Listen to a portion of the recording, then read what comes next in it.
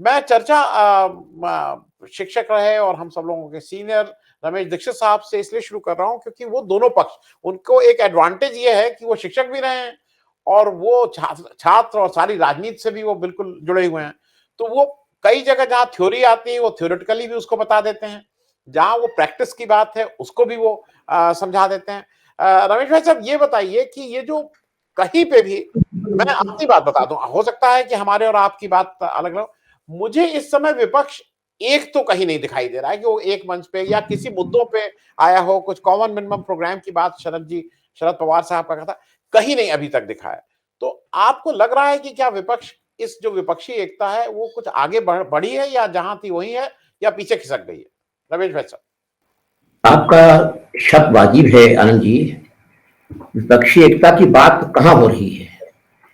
क्या किसी पार्टी ने पिछले 5-6 महीने में एक बड़ा बृहत्तर मोर्चा बनाने के बारे में चर्चा की है? किसी पार्टी ने कि गुजरात का चुनाव हो जाएगा, हिमाचल का हो चुका है, इन दोनों चुनाव में क्या किन्हीं गैर भाजपा पार्टियों में से किसी ने भी सोचा कि हम मिलकर चुनाव लड़ें? गुजरात में तो और जेडीयू पहुंच गई लड़ने के लिए। अब नीतीश कुमार जी को गुजरात में खाता खोलना है और ये न जानते हुए भी कि अगर एक आदमी आपका लड़ रहा है और अगर वो संयोगवश जीत भी गया तो कहाँ जाएगा, कोई भरोसा नहीं किसी का भी। जो हम लोग देखते रहे हैं कि जब पार्टियां 2-2, 3-3 इलेक्शन लड़ती हैं और 2-3 लोग जीत जाते हैं तो आमतौर से रूलिंग पार्टी के साथ चले जाते हैं। तो अगर उन्हें वास्तव में भाजपा को हराने की चिंता होती तो सभी पार्टियों ने हिमाचल में और गुजरात में ये कोशिश की होती कि कम से कम हम लोग एक तालमेल कर लें, एक दूसरे के खिलाफ चुनाव न लड़ें। इसलिए मैं तो बड़ा आशावान नहीं हूँ, क्योंकि जितने भी क्षेत्रीय छत्रप हैं उन सबकी राष्ट्रीय महत्वाकांक्षाएं हो गई हैं। केसीआर जी तो वही हैं अपने मैदान में, मगर हम उनको अगर न भी माने गैर भाजपा वाले में पूरी तौर से, मगर स्टालिन साहब की भी महत्वाकांक्षाएं ही हैं। नीतीश जी ने दौरा शुरू कर दिया है पूरे देश का। तो सवाल ये है कि अभी तक हिंदुस्तान की किसी भी गैर भाजपा पार्टी ने, जिसमें कांग्रेस पार्टी शामिल है, ये संकेत नहीं दिया है कि वो सभी दलों को एक मंच पर लाने की कोशिश करेगी। और मुझे लगता है खतरा ये पैदा हो गया है, जो एक अच्छी चीज हुई देश में कि भारत जोड़ो यात्रा ने एक माहौल पैदा किया है। भाजपा के पांव के नीचे से जमीन खिसक रही है, इसमें कोई शक नहीं है। मगर इस भारत जोड़ो यात्रा के बाद कुछ कांग्रेसियों को ऐसा लगने लग गया है कि जैसे सत्ता तो अपने पास आ गई है, और सत्ता अगर पास आ गई है तो उसे शेयर क्यों करना किसी से भी।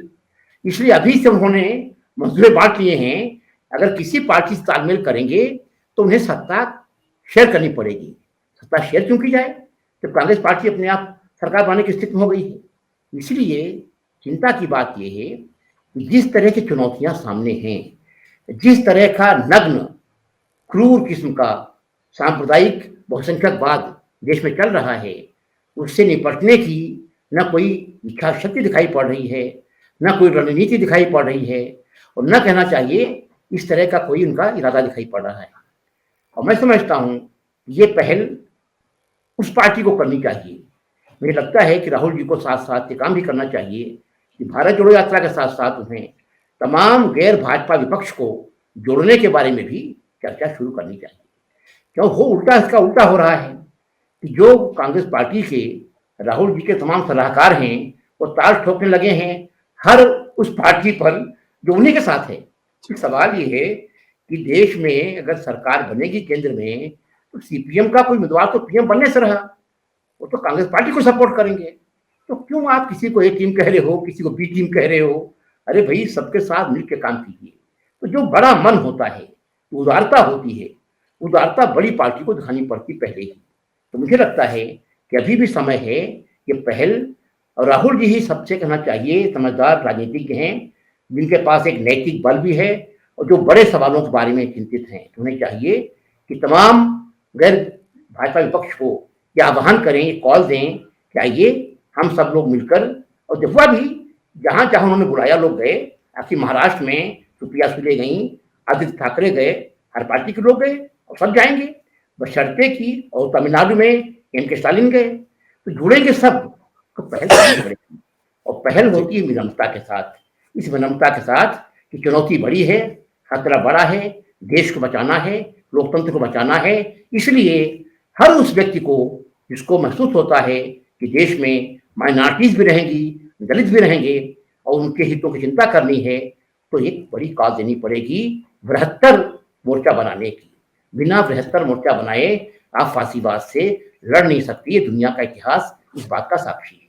मुझे जी, लगता है कि ये कोशिश जल्दी से जल्दी इन पार्टियों को करना, तो समय नहीं है अब, ये साल तो खत्म हो गया, महीना भर रह गया है, केवल एक साल बचता है 23 का, और 24 में चुनाव ही है। तो अगर अभी पहल नहीं की जाएगी तो यकीन मानिए भाजपा के पास संसाधन है, बड़े बड़े धन्ना सेठ हैं और 10 लाख करोड़ पैसा बैंकों का चूना लगा चुकने वाले धन्ना सेठ हैं।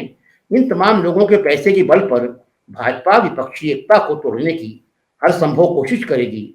इसलिए जरूरी है कि अभी से कुछ सक्रिय प्रयास किए जाए। जी, जी। रमेश भाई साहब, एक एक किसी दर्शक का आया है, गोपाल कृष्ण नायर साहब हैं, और रमेश भाई मैं आपसे इसलिए पूछ रहा हूँ, यहाँ सब लोग उस विचारधारा के अगल बगल के हैं। If India is in this condition today, it is due to the selfish leaders of socialist parties. We had one real socialist, that is Nehru, और ये सारा ठीकरा कह रहे हैं कि सोशलिस्टों ने, और जो शायद शिवाजी भाई साहब का भी दर्द है कि जब जब जनता पार्टी का आंदोलन हुआ उसके बाद कैसे धीरे धीरे धीरे धीरे ये लोग हाशिए पे चले गए। मेरा आपसे एक तो प्रश्न ये है कि ये इसका क्रक्स कौन होगा, इसका क्रिटिकल मास कौन बनेगा, एक। दूसरा, एक चीज कांग्रेस भी आज कह रही है कि भाई बीजेपी के लोग हमारे नेताओं के बारे में झूठ बोलना बंद कर दें। वो जो जिस तरह से सोनिया गांधी को जो अपशब्द बोले जाते हैं, राहुल गांधी, और हम उनके नेताओं के बारे में सही बात कहना बंद कर देंगे। वो ये कह रहे हैं, उनका ये मतलब ये अच्छा उन्होंने कहा, उन्होंने लाइन पकड़ी है कि वो हमारे नेताओं को अपशब्द कहना और झूठ बोलना बंद कर दें, हम उनके नेताओं को के बारे में असली बात कहना बंद कर देंगे। ये उनका एक ट्रेड ऑफ है, पैक्ट करने को तैयार है। तो ये दोनों चीजों पे रमेश भाई साहब आपने इतनी बहस सुन ली। आनंद जी, जी, एक बात तो अच्छी कही थी, शिवाजी ने अच्छी बात कही। ये आपको विचार के स्तर पर अगर वैकल्पिक विचार आप नहीं दे सकते हैं तो आप इनको हरा नहीं सकते।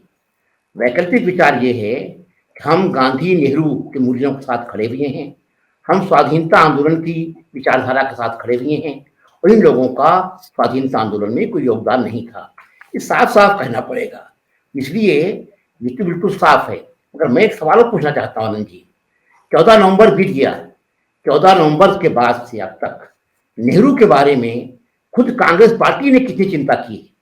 मैं बार बार कहना चाहता हूं कि जब तक आप नेहरू को डिफेंड नहीं करेंगे, नेहरू का मतलब ये है पब्लिक सेक्टर, नेहरू का मतलब है वेलफेयर स्टेट, नेहरू का मतलब है मिक्स्ड इकोनॉमी, नेहरू का मतलब ये है संप्रभुता और कुटनिरपेक्षता, नेहरू का मतलब है एक सब सर्वधर्म समभाव, माइनॉरिटीज के लिए फिक्र करना। तो नेहरू को अगर आप नहीं बचाएंगे, सवाल ये है जब आप अटैक करते हो सावरकर को, अच्छा काम करते हो, अटैक करना चाहिए, पर साथ साथ कहना चाहिए कि हम नेहरू के साथ खड़े हुए हैं।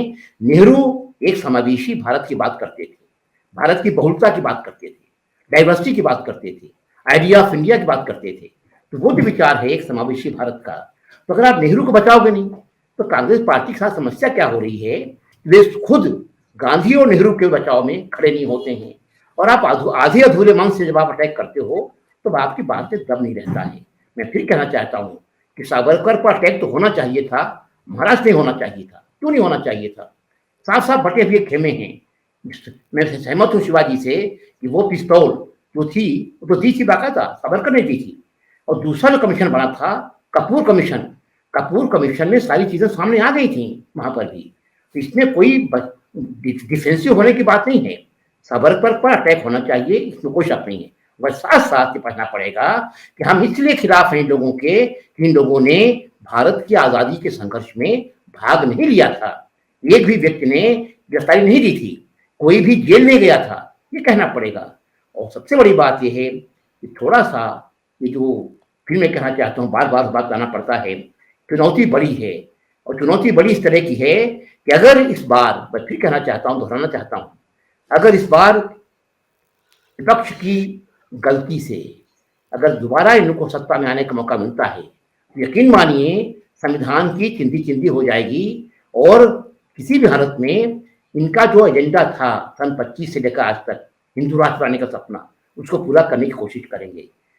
जरूरी है कि इनके लगाम लगाई जाए और वो किसी एक के बस का नहीं है। अगर किसी एक के बस का होता तो हो गया होता। हाँ, ये बात जरूर है कि जो छोटे दल हैं जिनकी बात चर्चा आई, क्षेत्रीय दल हैं, उन क्षेत्रीय दलों को भी अपनी विचारधारा के बारे में सफाई देनी पड़ेगी, बताना पड़ेगा। ये संभव नहीं है कि आप जब चाहे चले जाइए भाजपा के साथ चले जाइए, जब चाहे टहलते बाहर आ जाइए। आप भाजपा के साथ गए तो आप सांप्रदायिक हो गए, लौट के आए सेक्टर हो गए। तो थोड़ा सा इस पर भी गौर करना पड़ेगा। इतनी आसानी से आवाजाही जो होती है क्षेत्रीय दलों की कि जब चाहे एनडीए में हो जाए, जब चाहे यूपीए में हो जाए। हमारे दिवंगत मित्र तो इसमें महारत हासिल किए हुए थे, रामविलास पासवान तो हिंदुस्तान की हर सरकार में शामिल रहे, 77 की बात की। तो मुझे लगता है कि थोड़ा सा विचारधारा की चर्चा करनी पड़ेगी। बिना विचारों के आप इनको हरा नहीं सकते हैं। इनके पास एक विचारधारा है, उस पर उन्होंने समझौता नहीं किया है। ध्यान देने की बात है, संघ परिवार ने अपनी नकारात्मक हिंदुत्ववादी विचारधारा के साथ आज तक समझौता नहीं किया। उन्होंने जो करना चाह किया, 370 के बारे में, माइनॉरिटीज के बारे में, खुल्लम खुल्ला माइनॉरिटीज के बारे में वो दुष्प्रचार चलता रहता है। अगर वो कर रहे हैं अपनी विचारधारा में तो हमें भी करना चाहिए। और रास्ता वही है कि ये पहल कांग्रेस पार्टी सबसे बड़ी पार्टी है देश की, वो पूरे देश में, देश के हर कोने में मौजूद है। तो कांग्रेस पार्टी को गांधी के पक्ष में, नेहरू के पक्ष में, उनकी नीतियों के पक्ष में माहौल बनाना पड़ेगा। ये जो बीच बीच में कांग्रेस पार्टी में भी मजा आता है थोड़ा सा बहुसंख्यकवाद के साथ में खेलने का, ये बहुसंख्यकवाद का जो ट्रम्प कार्ड है, इस पर जाने की जरूरत नहीं है। Congress party can survive only as a secular democratic party. Congress party की ताकत वही है। कांग्रेस पार्टी हिंदुस्तान के गरीब गुरबा की पार्टी थी।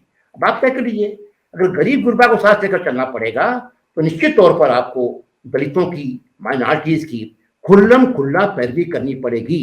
ये मुमकिन नहीं है कि आप मुसलमानों के दमन के वक्त पे खामोश रह जाएं, दलितों की हत्याओं पर खामोश हो जाएं और फिर अपेक्षा करें कि आप एक विकल्प बनेंगे। वो संभव नहीं होता है।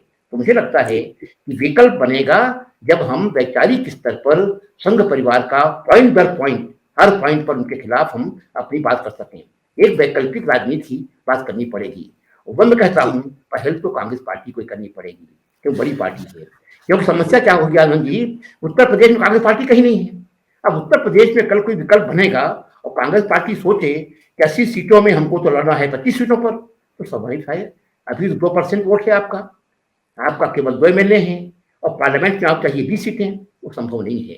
इसलिए अभी से शुरुआत करनी चाहिए सीटों के तालमेल के बारे में, वैचारिक स्तर के बारे में। कितनी सीटें आप छत्तीसगढ़ में देंगे लोगों को और कितनी आप उत्तर प्रदेश में लेंगे। अगर उत्तर प्रदेश में सीटें मांगेंगे आप अखिलेश यादव से, तो आपको मध्य प्रदेश में सीटें देनी पड़ेगी, उनको कुछ तो करना पड़ेगा। तो मुझे लगता है कि ये प्रक्रिया साथ साथ करनी चाहिए। भारत जोड़ो यात्रा का एक अच्छा असर हो रहा है, वो काम चलता रहना चाहिए। साथ साथ चुनाव की तैयारी भी चलती रहनी चाहिए। उसका तरीका यही है कि एक बड़ा कन्वेंशन हो, हर पार्टी के लोग बुलाए जाएं, लोग बैठकर चर्चा करें, मुद्दे तय कर लें और साथ ये तय कर लें कि हमें आरएसएस के खिलाफ एक वैचारिक मंच बनाना है। आरएसएस का मतलब है देश को तोड़ने वाली संस्था, बहुसंख्यकवाद, सांप्रदायिकता और माइनॉरिटीज के खिलाफ एक तरह की साजिश। अगर हमें माइनॉरिटीज के साथ जुड़ना है तो जितनी कांग्रेस पार्टी कहना चाहिए, आइए नीतीश से कहें, केसीआर से कहें, स्टालिन से कहें, अखिलेश से भी कहें, तो पहल तो बड़ी पार्टी करनी पड़ती है। छोटी पार्टियां तो आप आराम से, और थोड़ा सा कांग्रेस पार्टी का काम करना पड़ेगा, अपने प्रवक्ताओं से कहना पड़ेगा जो हमला करें फिलहाल तो हमला भाजपा पर ज्यादा होना चाहिए और संभावित सहयोगियों पर हमला थोड़ा सा कम होना चाहिए। ये रणनीति बेहतर होती है। जी जी।